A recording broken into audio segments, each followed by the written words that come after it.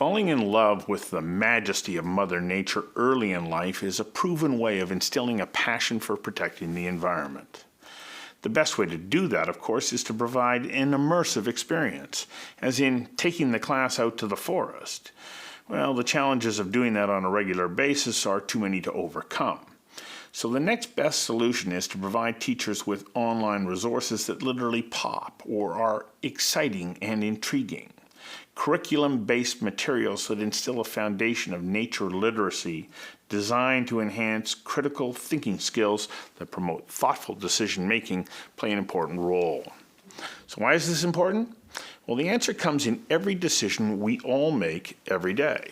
Decisions that consider the impact on the environment when we purchase a product, manage our trash, determine our mode of transportation, and how we use energy.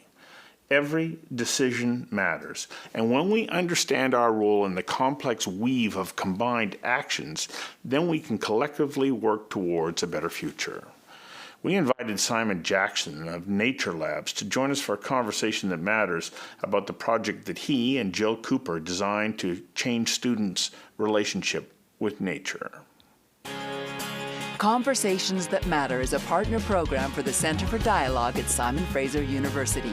The production of this program is made possible thanks to the support of the following and viewers like you. Simon Jackson, welcome. Thank you so much for having me. You've spent your entire life caring about Mother Earth. What is it about Mother Earth that matters so much to you? I was 7 years old when I saw my first bear in the wild, and who knows why something captures your imagination at a young age, but that bear captured my imagination. And I took that with me through my life because my parents always made me watch the evening news, as you know. Right. And it was through that I began to see how the things that I love were affected by people. And I also saw there was a balance to be struck. We can find a way to benefit both nature and people. And I was 7, I had a lemonade stand, it was successful, it had nothing to do with me, but it planted that seed that I could make a difference. And so at 13... The lemonade stand helped make you understand that you could make a difference? Absolutely. How? Because I raised $60, I wrote 2 letters to save the Kodiak bear in Alaska that somehow in my mind I connected to the same bear I saw in Yellowstone. And it was a successful campaign. The Kodiak bear was saved. And when you're 7 and something succeeds after you wrote a couple letters, you feel like the world is your oyster. Who did you write those letters to? President Bush Sr. and Prime Minister Mulroney. And they responded?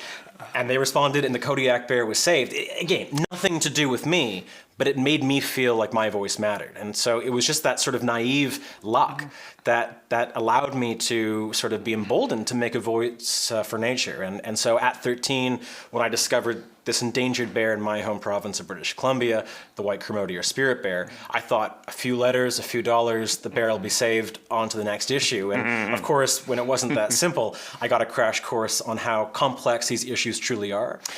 Yeah, but by virtue of the fact that you tried, you helped put something else in motion. Whether it was a direct result of that initial attempt, still that attempt, and I think that's the thing that needs to be celebrated, that we have to keep trying and moving in this direction. I totally agree.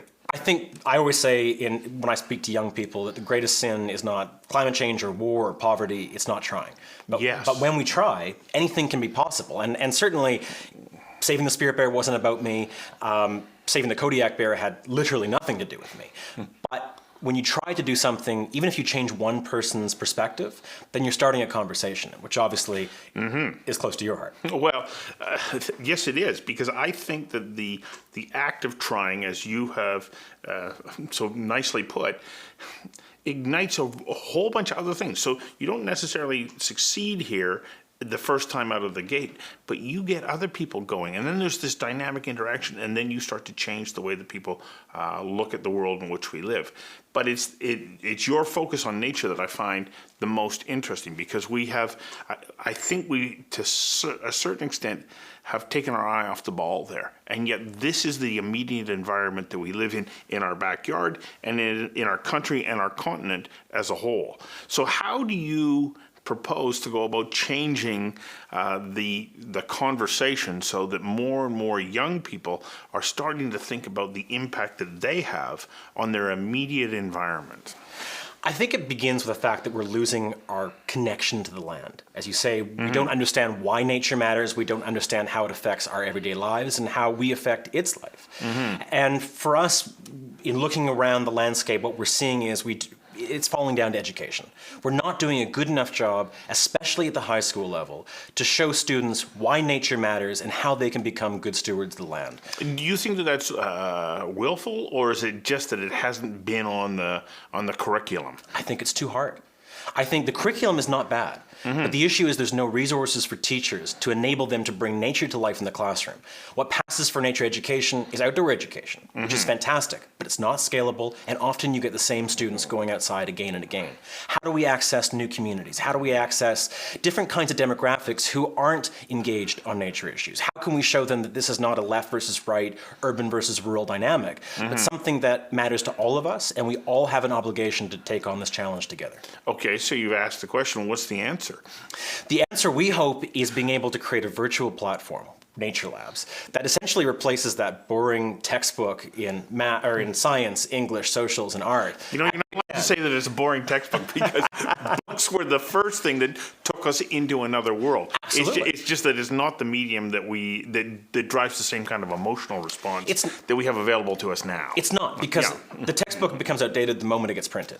And what we're trying to do is create a virtual living platform that virtually transports students into nature using one metaphorical ecosystem, in this case starting with Mount Robson Provincial Park in BC, and showcasing how that's representative of all of our biodiversity. And that the issues that affect the bears and the otters and the foxes in that ecosystem are relatable to the issues that you face in your own hometown communities. And if we can use nature as a real world example of these class lessons at a pivotal year in the lives of these students, we hope that it enables students to be able to go into the world and not become the next generation of activists, but become the next generation of chefs and bankers and politicians who will act with a foundation of nature literacy in all that they do. Got to get you to hang on for a second while we take a quick commercial break. We'll be right back. This episode is brought to you by Odlum Brown, a client-focused investment firm that starts client relationships with straightforward conversations focused on you, your aspirations, and your investment priorities. Odlum Brown has been a supporter of Conversations That Matter from the day we started the show. Their only condition was that we provide a non-biased conversation with people from all sides of all sorts of issues. Of course, we couldn't produce this show without the support of Oh Boy Productions. If you're looking to produce a cast, be it video or pod, I suggest you reach out to Oh Boy. They can help you produce it, and they can help you build your audience. And we also need your support. Please pledge $1 per show at patreon.com/conversations that matter, because those dollars add up and they play an important role in helping us produce the show. Let's go back to Mount Robson. Why start there? We were extremely fortunate to have a partnership with BC Parks. We, at the end of the day, felt that there was incredible ecosystems all across this country. But we needed one that represents the challenges we face. Mount Robson is an old provincial park, but it has industrial challenges like we all have. It has Canada's national energy corridor going right through the middle of it. It dissects grizzly bear habitat. As the bears come out of the park because it's not large enough, they interact with people. And of course, some of those interactions can be negative. So how do we create better parks? How do we do tourism responsibly? How do we manage our wildlife in a way that allows people who live on the border of parks to thrive and have the economies that they need without destroying the systems that sustain us? These are the kind of questions that we need to put to high school students so they can start thinking more critically and more creatively. So as they get into the workforce, they can become better stewards. So give me an example then of how that looks going into the classroom. Like, how do you arm the teacher with that appropriate information and then create the kind of conversation or dialogue that will help those students to understand what the impact of what their decisions now and in the future might be on the habitat around them? So we're starting with providing the teachers with that plug and play resource that they need. So that's Nature Labs. That's Nature Labs. Yep. It's a virtual platform, but it's equipped with unit and lesson plans that essentially meet the existing curriculum guidelines for teachers and allow them to do their jobs more efficiently by bringing those subjects to life. Rather than saying, this is what biodiversity is, why don't you go and learn this term? We're saying this is what biodiversity looks like in action. Here's the story of a grizzly bear with a partially paralyzed specialized hind rear quarters, who's still the most dominant bear in that ecosystem because he uses swimming to manage his pain and still remain his dominance. It's an interesting story that captures the imagination. Now let's layer on the issues. Let's look at, as we unravel biodiversity as part of the lesson plans, Right. we start looking at what impacts this grizzly bear. Genetics, reproduction, habitat loss. Those are all things students learn in grade 10 science, but all of a sudden we're looking at through the lens of this actual animal in an actual place where students can go and visit if they want to. Then we start expanding that lens from Mount Robson to look at all of BC and all of Canada. Well, hang on a second. Let's go back to the grizzly bear, because I can't help but from it, because I know that you're using video and photography. That means that you got to be there a lot. To be able to tell that story, you have to document it from a variety of different perspectives, and that's a lot of work. And I'm thinking about, people watch a video and go, wow, that was really interesting 5 minutes. Yes, but it took a year to produce. And so how on earth are you going about managing to follow a grizzly bear, which would not be a easy or a particularly safe task? How are you going about doing that and then getting all the rest of that documentation that allows you to be able to tell this story so that it's complete going into the classroom? Well, I think that's what's exciting, is that when we're not having conversations with individuals like you and community leaders from across this country, we're immersed in Mount Robson ecosystem. We're following this bear from the time that he emerges from his den, which will be in a few short weeks, and following him throughout the time that he's out of his den, and navigating that ecosystem, and navigating the human and natural challenges that face to bring that story to life. We've also been fortunate enough to know this bear for many years, and I think what's kind of neat about Nature Labs is that Jill Cooper, my co-founder and partner in life, as well, my wife, we've been able to spend 10 years immersed in the Rocky Mountain ecosystem and begin to document the stories and personalities of individual animals, so that we wanted to build towards a purpose, and now that purpose is Nature Labs. So we're taking those stories, we're expanding them, and in partnership with BC Parks, we're bringing those stories to life, so that through Nature Labs, not only do we have that story ready to go for the classroom, as you say, but we're going to keep tracking those individuals of stories we tell year over year as they unfold. So this is literally a living platform. There's stories in real time. They're not just a story that was taken static at a place and time. So, Simon, you and Jill can't do all this work, especially if you want to be able to expand it out. We're talking about a massive project that would, in some ways, in my mind, dwarf what National Geographic does. How do you propose to do that? And I guess that's where you need help, don't you? Absolutely. We're two people, and it's an emerging idea, and we do need support. We're a new nonprofit here in Canada, and ultimately, we want this to be an idea that can live and be incubated within an existing institution. Ultimately, we don't want to reinvent the wheel. There are great opportunities out there, but the real struggle for us is to make sure that this project and this product specifically remain unbiased and nonpartisan.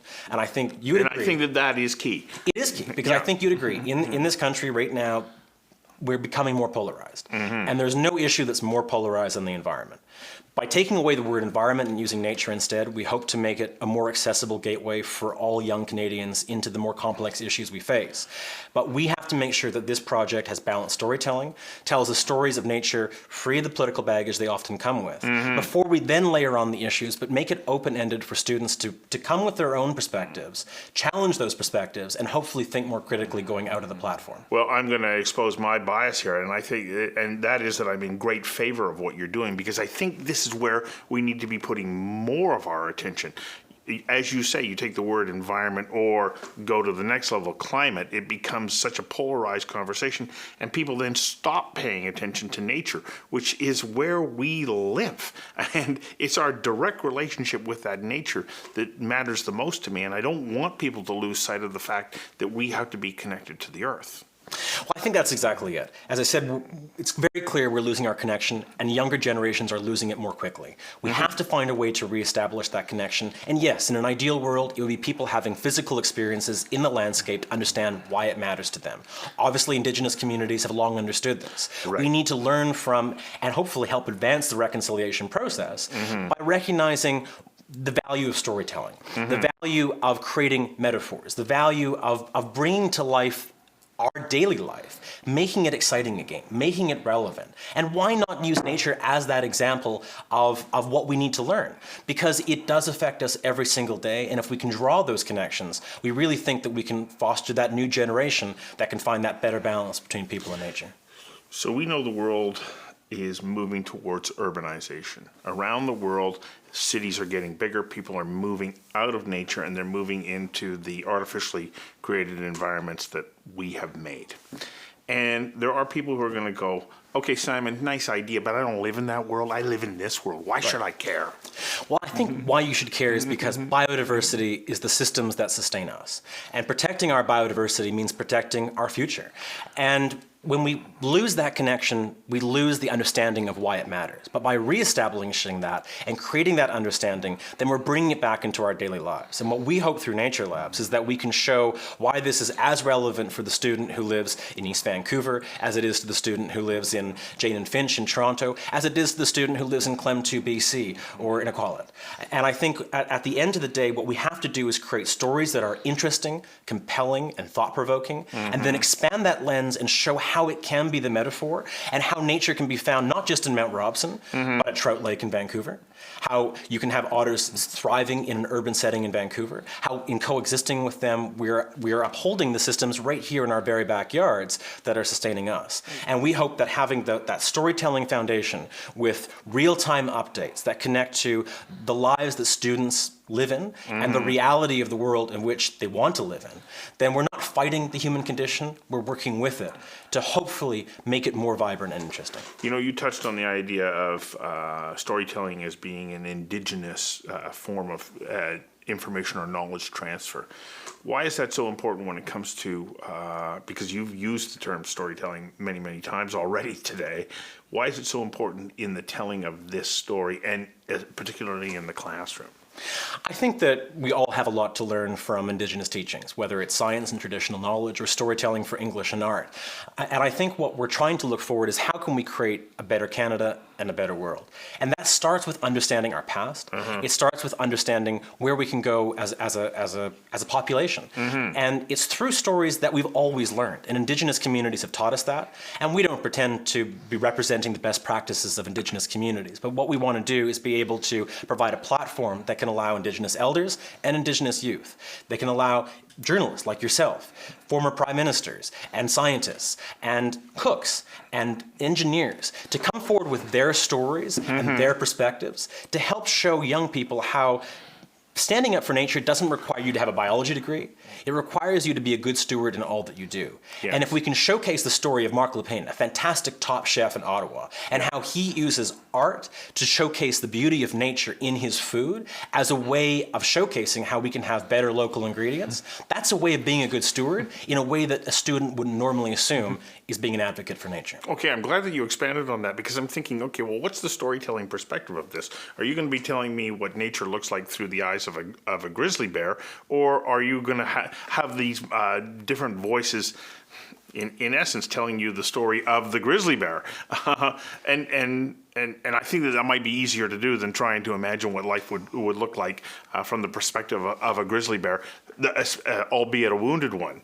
Well, you know, Chocolate Bob, as BC Parks refers to this grizzly bear, he lives in the headwaters of the Fraser River. He comes down the headwaters and into this ecosystem, and the challenges he faces are the challenges that many wildlife in this country face. And we want to tell that story as the initial gateway into what does nature mean in the 21st century. But as that lens expands... But from the perspective of an observer, rather than saying this is a point of view.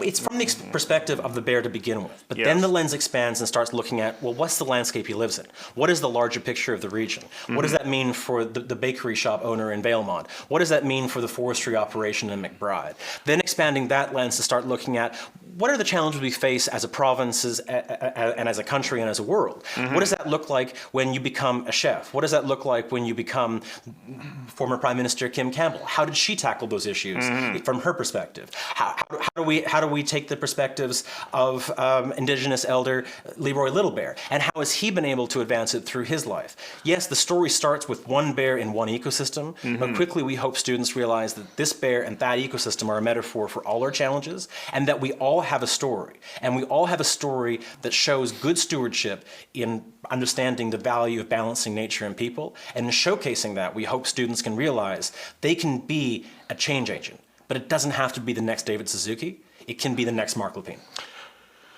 Where are you at right now? Because you're still early stages. You're assembling information and putting curriculum together. Beyond that, where are we at in your ability to now to start to deliver this into some kind of school curriculum? Right now, using the existing curriculum that at the grade 10 level across Canada, which coincidentally aligns. We'll be building this platform. We've already designed all the unit and lesson plans. We've amassed the external resources we'll be showcasing and curating for students and teachers. We're in the process of gathering all of our nature-based content in partnership with BC Parks. After our conversation today, we're heading up to Mount Robson and starting to document the story of Chocolate Bob as he You're arrives. literally leaving this afternoon, are you? Literally leaving and getting into the wilderness with him, and over the next year, we're going to be spending half of our time in Mount Robson documenting that biodiversity, and half the time in big cities and small towns telling the stories of interesting Canadians with an important perspective students must hear. And we hope through all of those conversations that we can start putting this mosaic together, and our hope is that by the end of this year and the start of 2020, we'll have the first working prototype of Nature Labs to test in classrooms, recognizing we're two people on a very limited budget trying to pull off something that's quite different. Right. And again, we hope to test it, get feedback, realize where we succeeded, where we failed, how we can do better, and create a more robust version of Nature Labs that can be really, at the end of the day, making the lives of teachers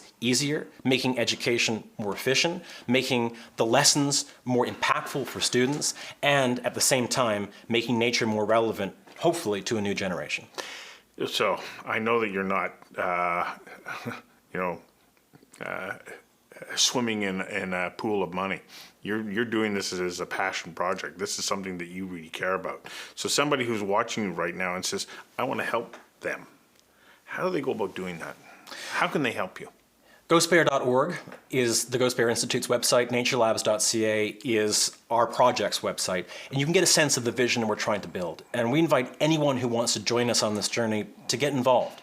We'd love to have advice and help and support from teachers and schools. We'd love to have advice and support from students who we'll end up working with and be using the product at the end of the day. And of course, we're interested in those community builders who are excited about creating a nonpartisan, unbiased vision for how we can better balance nature and people. And if someone wants to join us for this journey, we'd be more than welcome. We are two people. This is a great adventure. It's hard, but we believe in it.